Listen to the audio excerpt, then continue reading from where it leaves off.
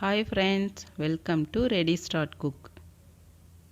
இன்றைக்கி நாம் இந்த போகிறோம்னா மாமியாரின் சுவையான நாட்டு கெண்டை மீன் குழம்பும் மொறுன்னு மீன் வறுவலும் இந்த வீடியோவில் நம்ம பார்க்க போகிறோம். வாங்க வீடியோக்குள்ளே போகலாம். மீன் குழம்புக்கு தேவையான புளியை எடுத்து ஃபஸ்ட்டு ஊற வச்சுட்டாங்க. அடுத்து பெரிய வெங்காயத்தை துண்டு துண்டாக வெட்டியாச்சு. தக்காளியையும் அதை மாதிரி சின்ன சின்னதாக வெட்டிட்டாங்க. அரை மூடி தேங்காய் துருவலையும் பல்லாரி வெங்காயத்தை பெருசு பெருசாக அரைஞ்சி வச்சு அதை அரைச்சி வச்சுக்கிட்டாங்க.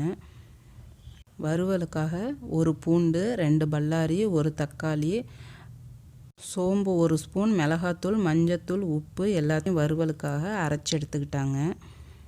வறுவலுக்காக எடுத்து வச்சுருந்த மீனில் அந்த பேஸ்ட்டை நல்லா தடவி ஊற வச்சுட்டாங்க.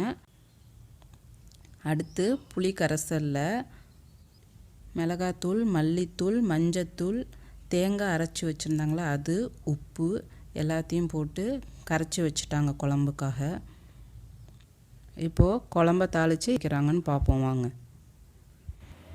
ஒரு கடாயில் 1 ஸ்பூன் விளக்கெண்ணெய், 3 ஸ்பூன் ஆயில் ஊற்றிக்கிட்டாங்க.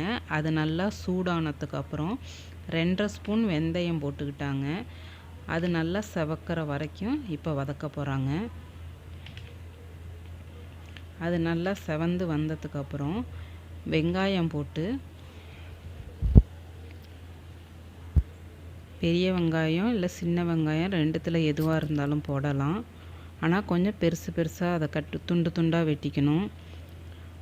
அதையும் நல்லா இப்போ வதக்கணும். ஏற்கனவே நான் ஒரு வீடியோ போஸ்ட் பண்ணியிருக்கேன். அதில் மாமியாரோட தாளிப்பு முறை தான் ரொம்ப ஸ்பெஷல்னு சொல்லியிருக்கேன். இதுலேயும் அதே தான். எந்த சட்னியாக இருந்தாலும் குழம்பாக இருந்தாலும் தாளிக்கிற முறை தான் அதில் வாசத்தையும் டேஸ்ட்டையும் கொடுக்கும் அப்படின்னு சொல்லுவாங்க. இப்போது இது லேசாக செவந்து வந்துருச்சு. தக்காளியை போட்டு அடுத்து திரும்பவும் நல்லா வதக்கிக்கிறாங்க. இது நல்லா பொன்னிறம் ஆகிற வரைக்கும் வதக்கணுமா, அப்போ தான் குழம்பு நல்லா வாசமாக வரும்னு சொன்னாங்க. பொதுவாக குழம்ப எல்லாரும் தண்ணியாக தான் வைப்பாங்க. அந்த மீனை சாப்பிடும்போது என்னமோ வெறும் வேக வச்ச மீனை சாப்பிட்ற ஒரு ஃபீல் தான் இருக்கும். ஆனால் இவங்க குழம்பு எப்படி வைக்கிறாங்கன்னா நல்லா திக்காக குழம்பும் ஒன்று சேர்ந்து சாப்பிடவே ரொம்ப டேஸ்ட்டாக இருக்கும். இந்த குழம்பு மாதிரி ஒரு டைம் ட்ரை பண்ணி பார்த்துட்டிங்கன்னா அடுத்த தாட்டி மீன் வாங்கினாலும் இதே மாதிரி தான் வச்சு சாப்பிட்ணுங்கிற ஆசை உங்களுக்கு வந்துடும். இப்போது வெங்காயம் தக்காளி நல்லா பொந்துருச்சு. குழம்பு கரைசலெல்லாம் ஊற்றி அந்த தாளித்த பொருள்லாம் நல்லா அதில் சேர்கிறதுக்காக நல்லா கிளறி விட்றாங்க. இப்போது அதுக்கப்புறம் மாங்காய் துண்டை போடுறாங்க. ஃபஸ்ட்டு மாங்காவை போட்டு நல்லா வேகட்டும்னு சொல்லி மூடி வச்சுட்டாங்க.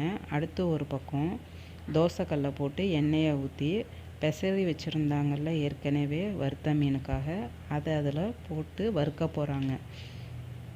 மாமியார் மீன் வறுத்தாங்கனாலே பார்க்கும்போதே சாப்பிட்ணுன்னு அவ்வளோ ஒரு ஆசையாக இருக்கும். சொல்ல பார்க்கும்போது உங்களுக்கே தெரியுது இல்லையா? அந்த மீனை திருப்பி போடும்போதும் உடையாமல் எவ்வளோ பக்குவமாக திருப்பி போடுறாங்க பாருங்கள்.